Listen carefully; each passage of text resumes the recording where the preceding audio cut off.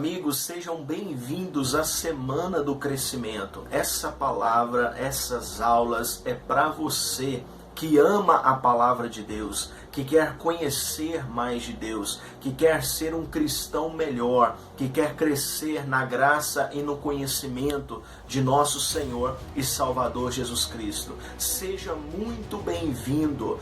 Assista a todas essas aulas, leia todo esse e-book, que eu tenho certeza que será transformador para a sua vida. O tema dessa semana é: qual o propósito do cristão?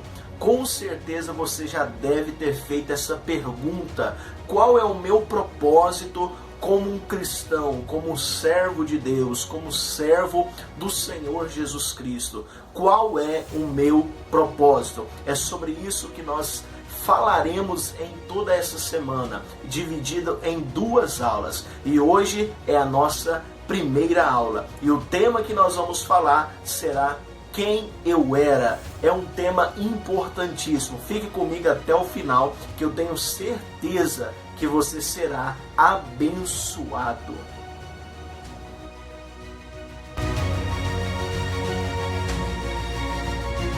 Existe uma frase do famoso pregador Billy Graham. Ele dizia o seguinte: a Bíblia não manda os pecadores irem à igreja, e sim a igreja ir até os pecadores. Você já se perguntou por que Cristo morreu na cruz? Qual a razão de haver regeneração? O que é regeneração? Regeneração é um novo nascimento. Porque Jesus disse a Nicodemos que é importante, necessário nascer de novo. Você já se perguntou qual é o propósito de todo o cristão? Tem algo que eu quero adiantar para você. Tem algo que eu já quero aqui deixar para você como uma lição importantíssima. Olha só, nem todo mundo foi chamado para pregar na igreja, no templo físico, no púlpito, no altar de uma igreja, mas todos foram chamados para pregar nas ruas, pregar nas praças, pregar nos trabalhos.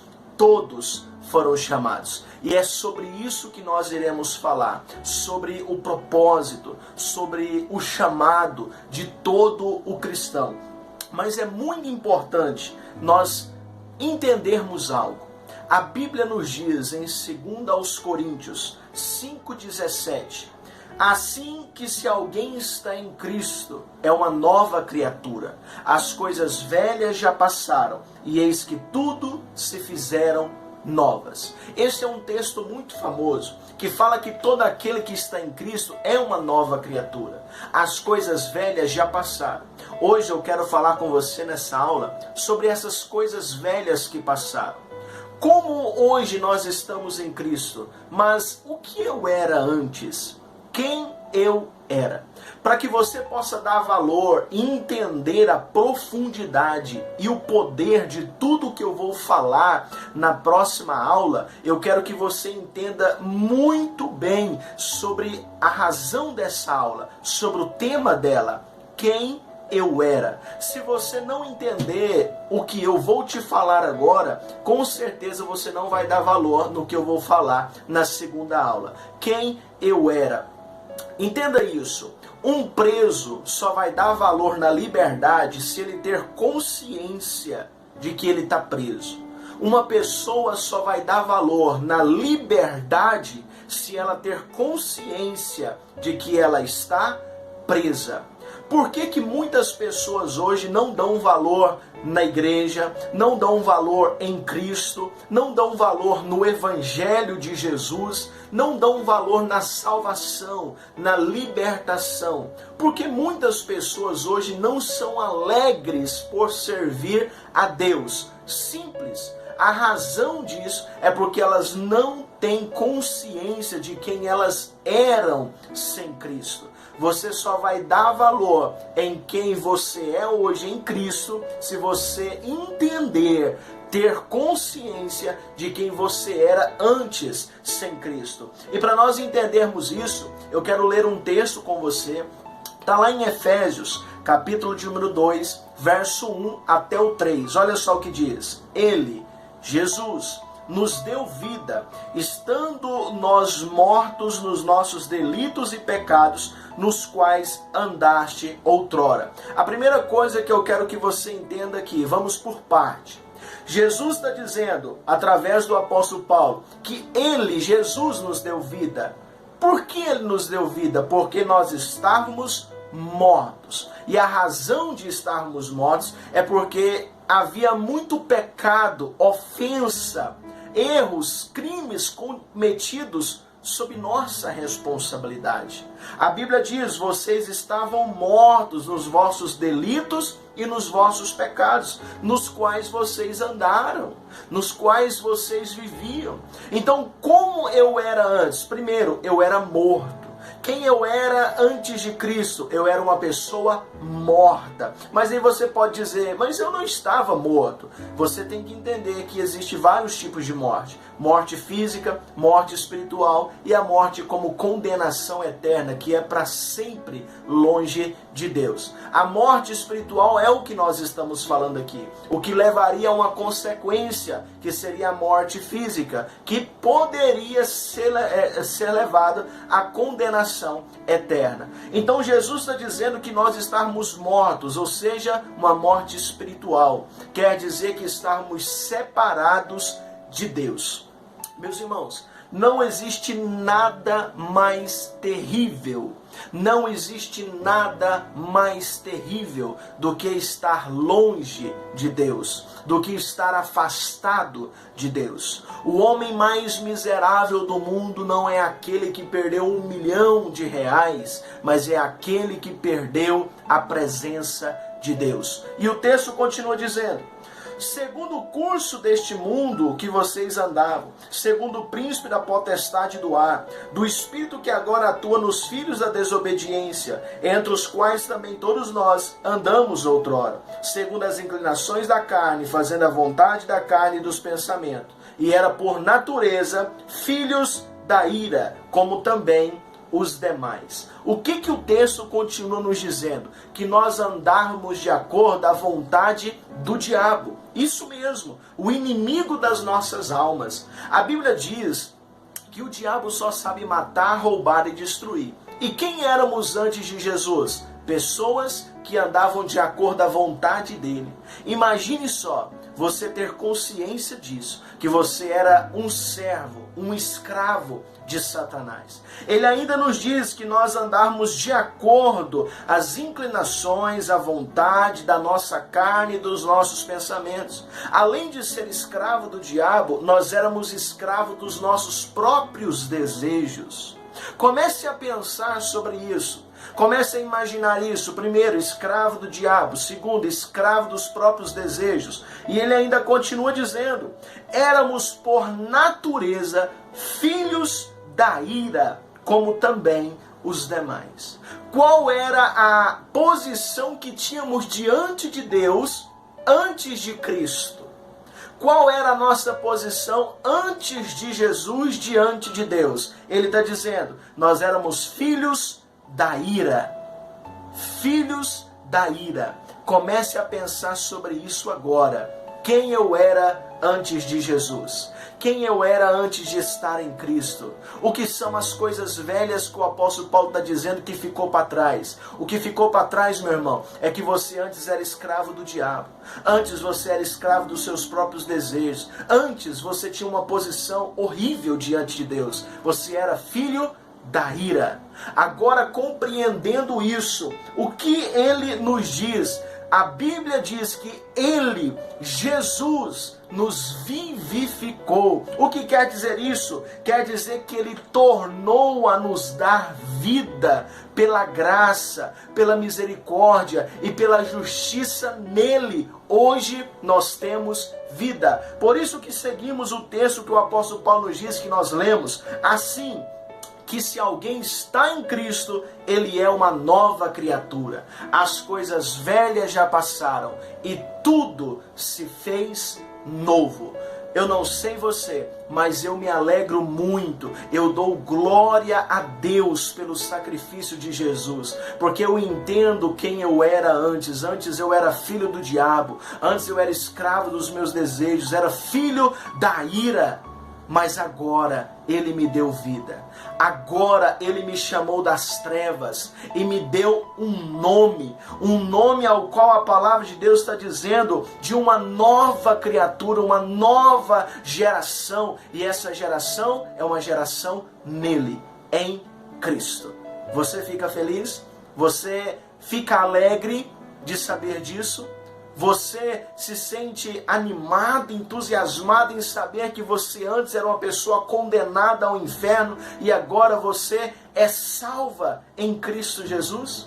Eu quero convidar a você a pensar sobre algo ainda mais importante. A segunda parte dessa aula, que será extremamente maravilhosa. Vem comigo.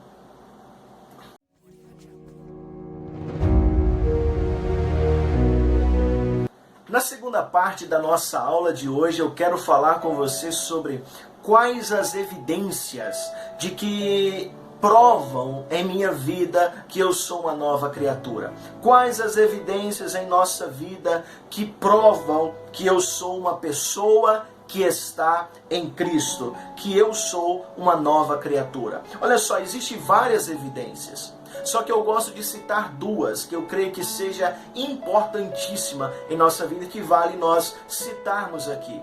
Olha só, a primeira manifesta uma verdadeira conversão diante de Deus. A primeira evidência que nós vamos falar manifesta uma verdadeira conversão diante de Deus. A segunda manifesta um verdadeiro compromisso com a missão de Deus, ok? Então olha só, qual é a primeira evidência que prova que eu sou uma pessoa que está em Cristo, que eu sou uma nova criatura? É muito importante nós fazermos essa autoanálise agora. Por quê? Porque muitas pessoas estão na igreja, dizem que servem a Deus, que é cristão, mas será que é cristão mesmo? Será que nasceu de novo? Então existem evidências que provam. E aqui está a primeira evidência. A primeira evidência de que eu sou uma pessoa nova em Cristo, que eu estou em Cristo, sou uma nova criatura, é que eu não vivo mais na prática do pecado. Isso mesmo, eu não vivo na prática do pecado. Olha só o que diz o texto de 1 João 3,9. Todo aquele que é nascido de Deus não vive na prática do pecado, pois o que permanece dele é a divina semente.